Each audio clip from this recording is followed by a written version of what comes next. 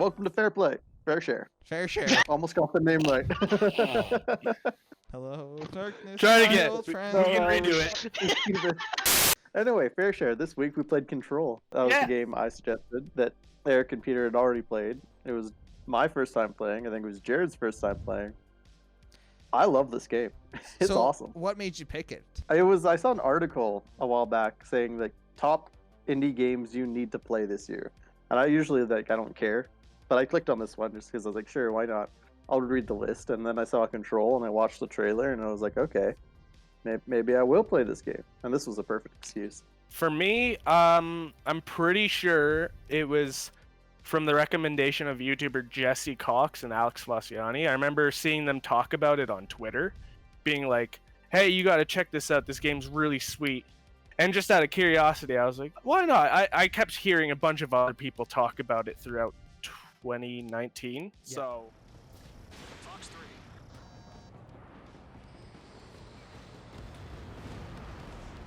I was saying, I think it's actually one of my favorite games I played in a very, very long time. Like, it was a super I enjoyed every time I got to play it. The combat was customizable but super user friendly. Like, how they progress you through the game's very, like, you know, it's not super complex. You don't have to think of a whole bunch of things. It's just there for you, and you can do so much with it. And I really enjoyed that aspect of it. Yeah, I can agree with that. It was one of those games that hasn't happened to me in a while, but like I would go to work and I'd be at work and I would think about the game. And I was like, oh, I want to go home and play that. Which hasn't happened in a while.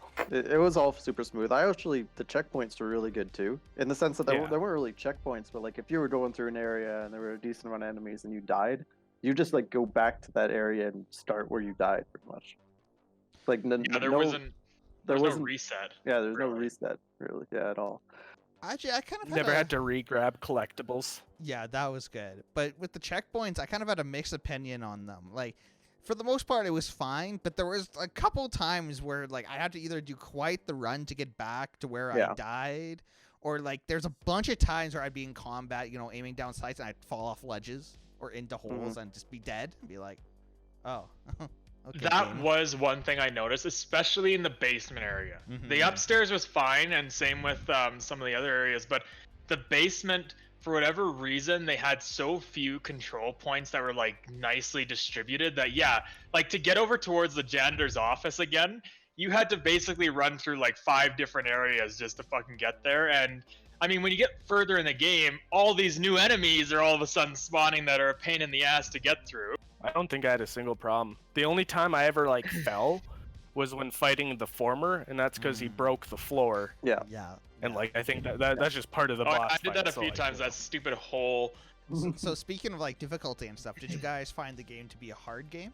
I wouldn't say like it had some more complex moments. I thought the puzzles were simplistic but intuitive at the same time.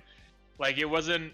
You could figure them out. Like it just sometimes some of them would take a little bit longer than others. But for the most part, I don't think so. I think it was a pretty easy game. But I kind of enjoyed that about it, where it's like it was hard. It had hard moments, but I'd say the overall game was an easier game to beat. Because like there's no difficulty slider or anything, so it's like this is the experience regardless. Yeah. Yeah. Some of the jukebox expeditions can be pretty tough, but like that's really the only thing I struggled with, like combat wise. Yeah, there was one boss battle in one of the DLCs that I found pretty challenging, and there's sometimes I died, you know, here and there because of like the guys that would throw the rocks at you because those do a lot of damage. But other than that, I wouldn't. I wouldn't call it a hard game. They didn't make it harder by throwing a lot at you, but they introduced different mechanics, like the healing ball that would heal the enemies and like bounce around the map. Oh, it's still I thought that's really cool. It was cool, but it was annoying until I figured it out. I was trying to figure out why these guys kept fucking healing, and I was like, what the hell is this? See, I wasn't Gotta read them collectible and lore stuff. It tells you all about that. There is so much collectibles and lore stuff, and a lot of it's well written too. So like usually I don't engage with like, you know, readable things all too much. You know, read some of it, but not a lot. I'm playing the game to, you know, shoot guys and have fun, not read things. But in this game, I actually did get into quite a bit of the lore. Read pretty much like every single thing. Like that's probably my favorite part is the world building that they do through it. because it makes you ask so many cool questions, like even while giving you some answers. Like you'll get a report on one of the objects, and it's like, report was found like in this person's house. The person was completely massacred, blah blah. And we've now brought it back to the bureau, and you're still like, the fuck is it capable of? What the fuck is this little object? And like every single piece of collectible kind of gives you questions and answers at the same time, and I loved it. I didn't need a reward for the collectibles. The like collectible was a reward in itself. Just playing off that a little bit, I found the objects of power, or the objects of agitation. What was the other ones? Like not the power, but the one below. Altered items. Yeah, Altered yeah, items. the AWEs and stuff. Yeah, I found the way that they integrated how you got the powers and like taming the objects of power. I thought that was really cool and like really well done. You just like wake up, it's like, I got all the superpowers now. I'm not gonna lie, I'm very What's embarrassed cool- with how long it took me to do the stoplight altered item. How? Yeah, how? Are you 3? What the fuck, Jared? It's Simon Set. It's like red light, green light. No, but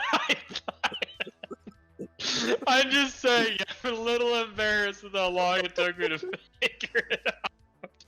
Yeah, like one big thing I was left with after playing the game twice was like, I feel like your experience with control can vary a lot depending on how you end up playing the game. Like some of the best missions and boss battles were in the side missions, and it's very easy to just miss some of those altogether.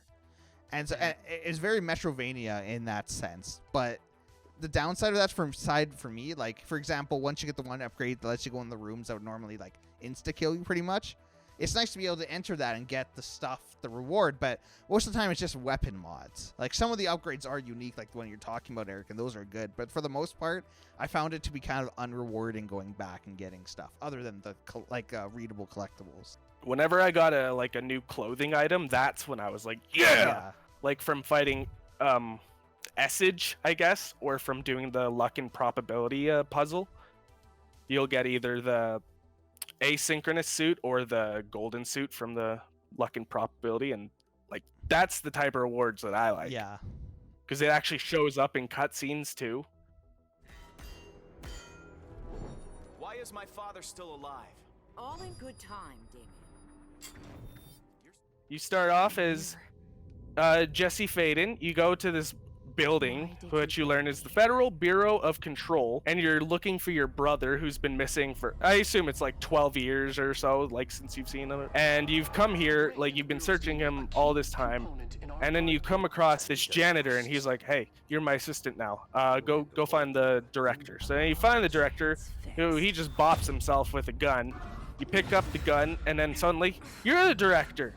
And it's like, oh shit, you gotta fix this because we're under lockdown because this malevolent force is invaded from an alternate dimension called the Hiss, which Jesse names. You have to now defeat the Hiss and get your brother back, who has become infected by the Hiss. So it's kind of like a mystery solving how the Hiss came to be, why your brother's here, kind of like just the overall mystery of the Bureau and what we're doing overall.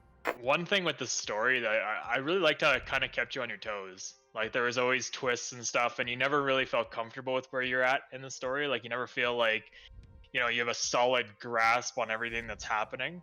I find that cutscenes can be really dry a lot of the time, and I felt that I didn't feel it once when I was playing Control. I always felt like, you know, the cutscenes were always pretty solid. The content they brought to you is really interesting and unique, and I thought that was really, really cool throughout this game. They did an excellent job developing not only Jesse as like your main protagonist, but also Dylan. Like that guy fucking creeped me out. Like that voice actor did a phenomenal job of playing that. Like every time he talked, I'm like, I don't want to be here anymore. I want to leave this room. You're something messed up about you, and I don't want to deal with it. And then on top even of that, more minor characters are memorable. Yep. Like Emily Pope, I loved her. Langston, he was super weird and just like quirky. I liked him. Arish, he was a cool dude. Ati was fucking. I loved Ati. Yeah, Just Adi was how excellent. weird that guy. Adi, Ati was like, my boy. was so funny. they put so much money into making him look really good, so enough so it's like he definitely stands out from the other characters. I also liked how they threw in the third person narration to talk to, like, Jessie talking to herself the about inner the situation. monologues. Because it's very interesting how it's like you have your own way of looking at the situation, and then you have Jessie looking at her own situation, and then you have like the actual event happening in front of you. And I find that like it added to your internal dialogue as like a person playing the game, where it's like, you know, again, you have what you kind of how you interpreted that situation, how you went about it, and then you have how the game developers wanted you or think you should interpret it based on how someone in that situation may go about interpreting it. And I thought that was excellent. I really enjoyed how that it really felt like you were becoming one with that character as you went throughout the game. I can agree with that, but the only thing on the negative side in the entire game that really I noticed, which isn't even that bad, is her internal monologues sometimes seemed a bit long. Yeah. Like Fair you'd enough. be having a conversation with someone, and then the Eric could be like, "What do you think of that?" And I'd be like, "Yeah, so this thing." Thinking in my Yeah, head it's for just like- now. So now you were looking at my Yeah, eyes while they exactly. You're looked just like, I around. felt like there was just like a dead space in the conversation Yeah. while she was talking to herself and Like, thinking. I definitely liked the inner monologues. Courtney Hope did such a good job. Yeah, she did. She definitely did. I felt like with her performance and the game in general, that like the middle, there was kind of like a slow part. Like right before you go to like the Blackrock Quarry and stuff, it kind of feels like a lot of just like tasks for the sake of doing tasks. But after that, it just, yeah, nothing but praise. You know one part that really pissed me off? The gondola thing that carries you across that one part in the game. Yeah, what was To go see. It just was so you just long. stand there. I know, but it was so Well, long. you're supposed to listen to the song. I was listening to the You just song, couldn't but it's so vibe. fucking painfully long. That's the point. You're supposed It's to. not that bad. It's supposed to convey that, like, well, you're going this distance. Where are you going? I know, but I was just The idea of like, how the Shit fuck for is that this in shit. New York City? Hmm. Where am I? Uh. Is this in New York City or am I somewhere else? that Like, being- is this part of the threshold? That being said, that bit where you get the tape from Ati and you go through like that puzzle Oh, the door ashtray wall maze? and the music, and like, it was awesome. That was my favorite part of the game. I love that. Yeah. Actually, I have it right here for music and design. Another, like Peter, you said you liked the reading all the documents. One of the small details that I really appreciated in the game was like you can, like you open the document, then you read it, then you press X, and it kind of just zooms in a bit. That's awesome. I love that. It was Yeah. such an awesome little detail because like it's not much, but it just so I don't have to like focus a little bit more. It's just like, oh, okay. It's all about those small details, man. I had a really unique experience with the game this time, having like the first time I hadn't played Alan Wake, didn't really have much knowledge of what the game was about.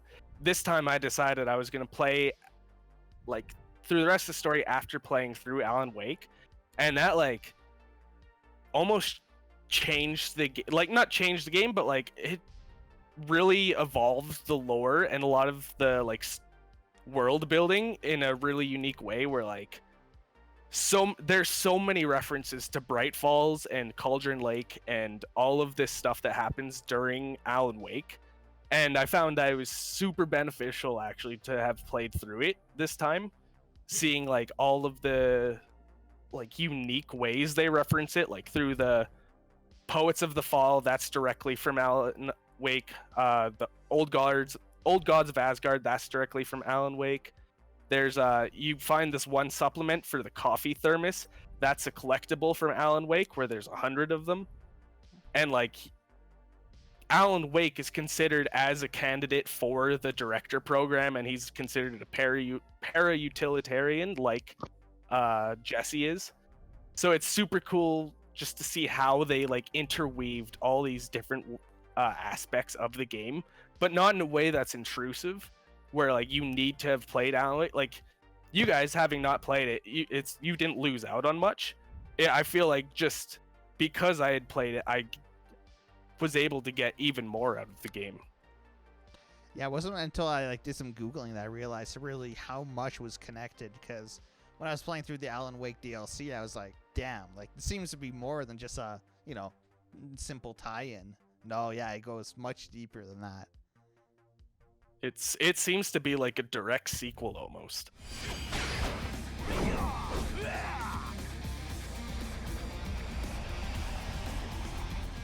this game fucking killed it with its music and design. Like, its mix of that hard rock in certain scenes with that eerie kind of scene setting music was phenomenal. And like the design with the ashtray maze, like you felt like a badass. Like I felt like it brought me back to almost Doom feeling, where I'm like, I'm a fucking insane badass here as I'm going through this maze. But that was sick. That was probably my favorite mission. I wanted to bring up real quick that a lot of the music is like directly tied into Alan Wake as well.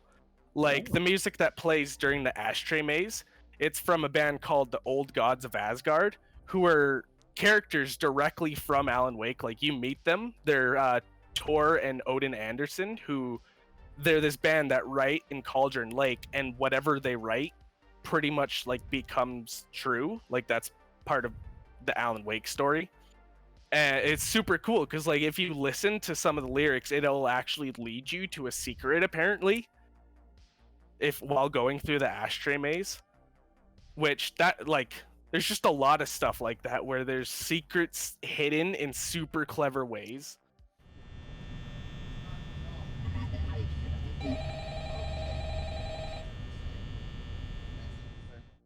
I really enjoyed this game. I'd recommend it to a friend. Oh, me too. Like easily. Yeah, if you have Game Pass, this is like a must play, I would say. Yeah, and I'd even say if you're not super into the usual style of game, I think it can still appeal to you. Yeah, it's also nice, like in short. It's not a huge commitment. It's all in all really well put together. I think its length is one of its strengths. Like the first time when I played through the game, I tried to do everything I could, and by the end, I was like, I wouldn't say getting bored of the game, but it started getting a little bit repetitive, I'd say. But no, the second time was a little bit more streamlined. Still did all the good story stuff, all the good secondary missions, and yeah, I really enjoyed my experience. I would recommend Control to anyone, although I would warn them they're probably gonna get lost in the game. Yeah, I will say it on. Yeah, the map is kind of a little interesting. it took a little bit to figure out, but once Thank you God got for it, the you got it. signs. I will say kind of along the lines of what you said, Peter, with the story length. I think that's one thing. I think it's a major strength for it. It's like they jam so much cool information into a good, timely storyline. Like a lot of the time, I find when games get too long, the story just has too many ups and downs in it. Like there's not enough like consistent interest throughout it. And yeah, I'd agree with that. And that's coming from, I play a lot of open world games, right? So the story fucking takes a dive a lot of the time midway through those games. But no, I agree. I'd heavily recommend this. Because you and Eric recommended it to me well before we did it for the FairShare videos we're doing now. And I'm kind of disappointed in myself that I didn't play it sooner than I did. But excellent across the board. I would 100%. It's one of my favorite. I think it's one of my favorite games I've played, to be honest. I really enjoyed this I can game. agree with that. This put Remedy like up to a pretty high tier for me after playing this. Like, it seems there's a level of care, even in the DLC, that like a lot of other developers don't really put into their games, where like collectibles are kind of meaningless or like just kind of boring. While I truly adored every single collectible. But that was FairShare. Yeah. I'm glad we're playing. I'm glad. I like this idea. I'm glad we're doing it. Yeah, it's been a lot of fun. Been a lot of fun. We get to look forward to the next month's game, my game of choice. If you want to find out what game we're playing next, make sure to click on our next video where we reveal what's coming up. Bam! Dun, dun, dun. Yeah, let us know what you thought of Control. And if you have suggestions for what we should play next, Play it. leave them down below. Play Okay. Control. Play Control. That's a live connection endorsed message. Play Skyrim. I don't know about that one. Hey, that's not part of the show. It's on Game Pass. Oh, I'm Game gonna Pass. get to play Skyrim.